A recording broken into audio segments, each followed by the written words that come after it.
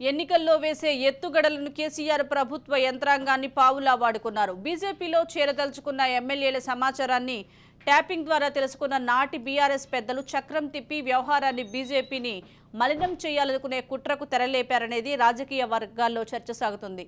ఇక దీనికి సంబంధించి మరింత సమాచారం మా పొలిటికల్ ఎడిటర్ కొల్లి అరవింద్ గారు అందిస్తారు. అరవింద్ గారు చెప్పండి, తెలంగాణ రాజకీయాల్లో ప్రకంపనలు సృష్టిస్తున్న ఫోన్ ట్యాపింగ్ వ్యవహారంలో అనూహ్యమైన పేర్లు బయటకు వస్తున్నాయి. అలాగే ఇటు మాజీ సైబరాబాద్ కమిషనర్ ఆధ్వర్యంలోనే ఒక సెల్ ఏర్పాటు చేశారని, దాని ద్వారానే ఫామ్ హౌస్ తతంగం కూడా నడిపారని రాజకీయ వర్గాల్లో వైపు చర్చ జరుగుతుంది. దీనిపై మీరేమంటారు?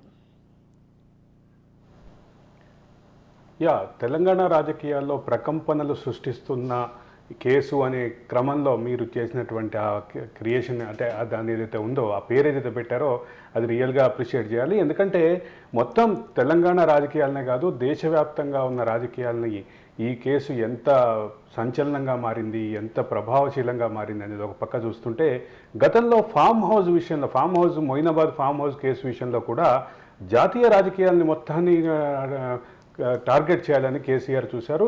అందులో భాగంగానే బీజేపీ యొక్క పలువురు సీనియర్ నాయకులు, ప్రధానితో సహా పలువురు సీనియర్ నాయకుల యొక్క వీడియోల్ని ప్రదర్శిస్తూ, అదే సందర్భంలో కేసులో ఎవిడెన్స్గా ఉండాల్సినటువంటి వీడియోల్ని కూడా ప్రదర్శిస్తూ చివరికి హైకోర్టు ఆయనని చివాట్లు పెట్టేదాకా వెళ్ళినటువంటి పరిస్థితి ఇక్కడ గమనించాలి.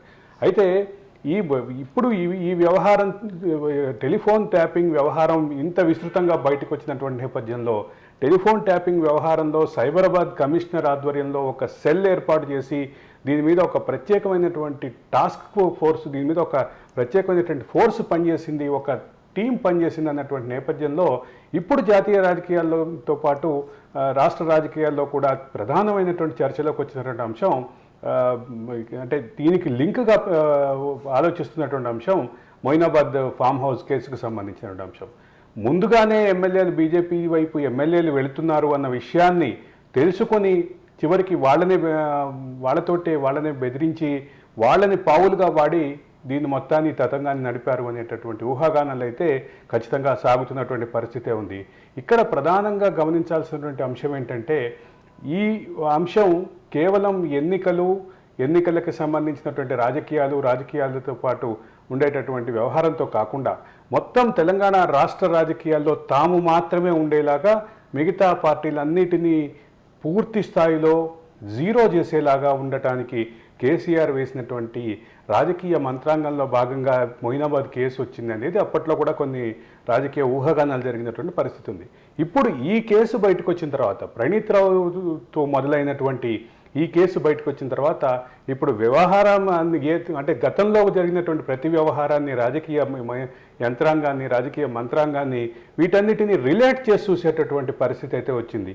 ఈ రిలేట్ చేసే క్రమంలోనే ఇప్పుడు తెలంగాణలో ఉధృతంగా జరుగుతున్నటువంటి చర్చల్లో ఇది కూడా ఒకటి కీలకంగా భావించాలి. కేసీఆర్ తన ఫోన్ ట్యాపింగ్ టీం ద్వారా వచ్చినటువంటి సమాచారంతో ఈ ఎమ్మెల్యేలకి సంబంధించినటువంటి వ్యవహారాన్ని ముందుగానే తెలుసుకుని చివరికి వాళ్ళనే పావులుగా వాడి బీజేపీని బద్నాం చేయడానికి కేసును వాడారనేది ఇప్పుడు తెలంగాణ రాజకీయ వర్గాల్లో ప్రధానమైనటువంటి చర్చ. ఈ చర్చ నుంచి మనం తీసుకోవాల్సినటువంటి ప్రధాన అంశం ఏంటంటే, చివరికి ఈ అంశంలో కూడా టెలిఫోన్ ట్యాపింగ్ అనేటటువంటి అస్త్రాన్ని దుర్వినియోగపరిచింది గత ప్రభుత్వం అనేది చాలా క్లియర్. సుజాత.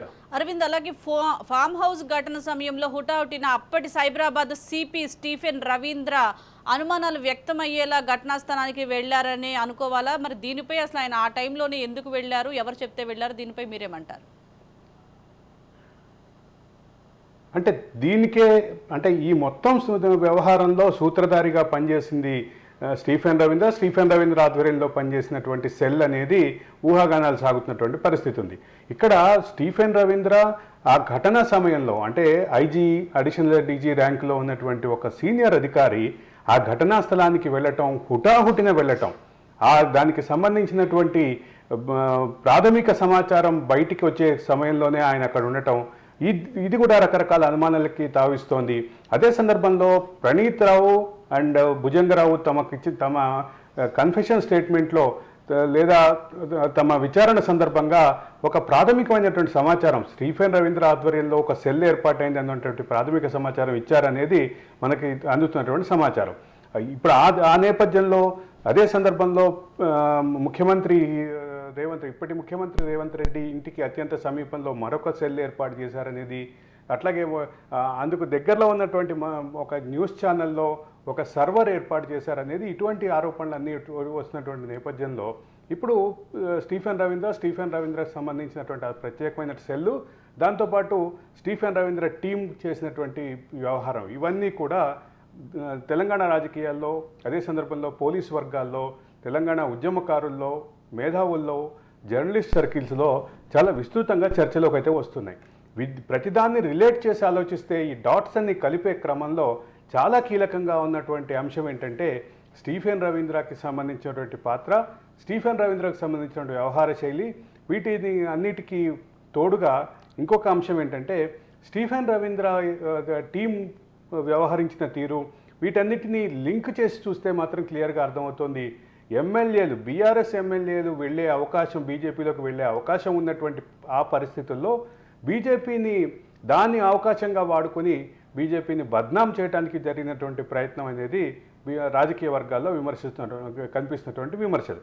ఇక్కడ ఇంకొక కీలకమైనటువంటి అంశం కూడా గమనించాలి సుజాత, అదేంటంటే ఇక్కడ స్టీఫెన్ రవీంద్ర స్పాట్కి వెళ్ళటంతో పాటు ప్రతి దశలోనూ ఆయన ఇన్వాల్వ్ అయ్యారు. విచారణ దశలోనూ ఆయన కాస్త ఎక్కువగా ఇన్వాల్వ్ అయ్యారు. ఆయన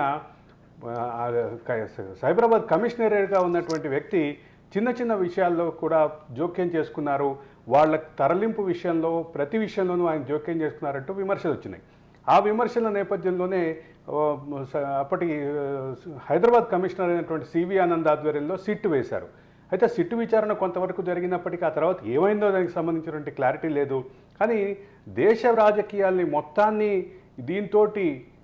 దీన్ని బూచిగా చూపించి దీన్ని అంశాన్ని మేజర్గా తీసుకొని దేశ రాజకీయాల్ని మొత్తాన్ని టార్గెట్ చేయాలన్నటువంటి కేసీఆర్ ప్రయత్నం అయితే పూర్తి స్థాయిలో సఫలం కానటువంటి పరిస్థితి అయితే గమనించాలి.